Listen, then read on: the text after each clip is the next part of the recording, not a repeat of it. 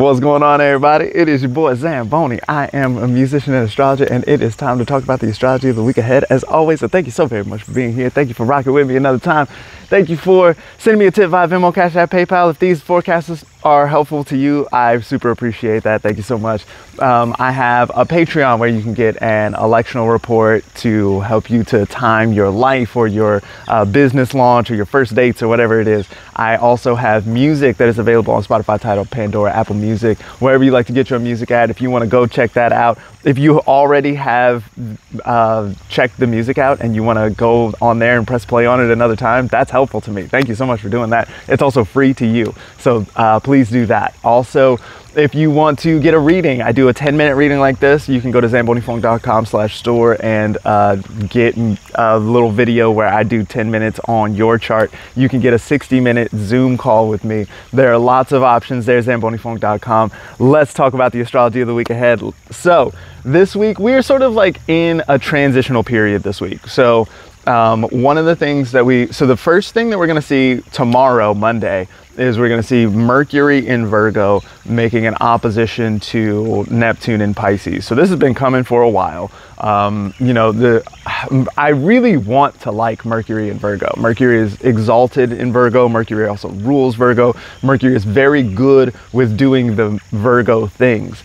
But with this opposition to Neptune, it's like it's confounding to the Virgo things. Virgo wants to take all the details and make it all intelligible, get all the stuff into the little boxes and make sure that everybody knows what's going on and how to understand everything. And Virgo is also it's an earth sign, right? So it's practical. Like, how do we take information and turn it into something useful or turn it into like legitimate structures for things and this kind of stuff, right? So that's what Mercury wants to do in Virgo. To see an opposition to Neptune looks like, I don't know, the information is bad, or the boxes that you want to put stuff in aren't as legit as you think they might be. Like, maybe stuff can be sorted into multiple places and you don't have a good system for doing that, and that can sort of like it can be like confounding or confusing. It can be like slowing in some kind of way, right,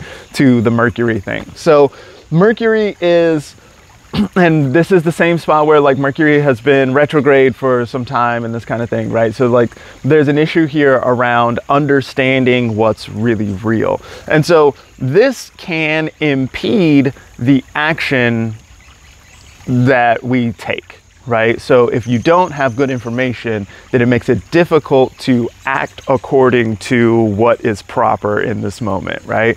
So this is interesting because we can see that Mars is in Libra, and this is Mars's last week in Libra, and we can see that Mars is at that same time that Mercury is opposite to Neptune, then Mars in Libra is conjunct the South Node.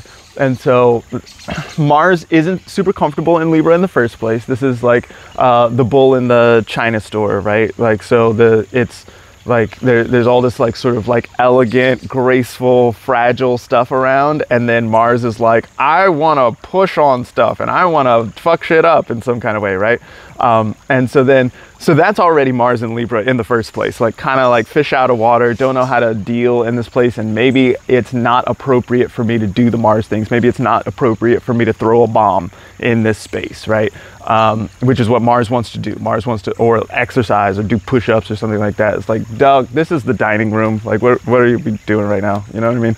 Like, so that's that situation. And then Mars on the South Node. So the South Node is draining, right? The South Node is often a place of purge or release or letting go or doing less of something, right? So Mars is not feeling super powerful in doing the Mars thing right now. Mars wants to act and do things and make stuff and solve problems and this sort of thing. And Mars is not feeling super powerful in this place. So this is interesting because we also don't have good information. So there's not good information going on, and this sort of like potentiates not knowing how to deal with it, or not knowing what an appropriate course of action is. And then that can sort of leave Mars feeling a little like impotent, or like not, Mars wants to do stuff and is not empowered to do stuff here.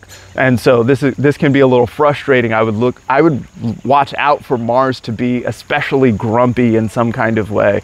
This is especially true because Mars in Libra is approaching a square to Pluto in Capricorn. Mars and Pluto together typically is rough. It's a situation where, you know, you see a lot of this kind of like, so what Pluto does is sort of magnifies things, right? Pluto can be associated with telescopes and microscopes and this sort of thing. This idea of like taking something that is very small and turning it into something that is very large, or the opposite is also true. There's something about Pluto that can sometimes distort imagery as well. One of my favorite images for Pluto is the fun house mirror, right? You look into the mirror and you get a distorted image back, and that sort of like can make you feel some weird ways about how your body looks, or something like this, like how you inhabit your body. Like dysmorphia is a situation that shows up a lot of times with Pluto. So we've got this Pluto in Capricorn, right? Pluto's been in Capricorn for, how long has it been? 15, 16, 18 years, something like this. Can't remember exactly. It's 2008, however long that's been. So to see Pluto sort of like moving through, finishing up its transit in Capricorn, right? We're going to get a Pluto station pretty soon. Pluto's going to start to move forward. So this is a big Pluto time. We're looking at dysmorphic situations, but we're also looking at power dynamics, power plays, you know, like, and so Mars, who is feeling disempowered and who is likely feeling grumpy about that, is now making a square to Pluto, who might be who might like sort of feed that dysmorphic feeling of disempowerment, all of that sort of stuff, right? So it looks like a kind of volatile time for Mars. And if you are the owner of the China shop, for example, then you're going to want to look out for Mars, because Mars is going to want to happen in some kind of overly dramatic Pluto kind of way. Like Pluto is doing the most, right? That's how Pluto operates. It's like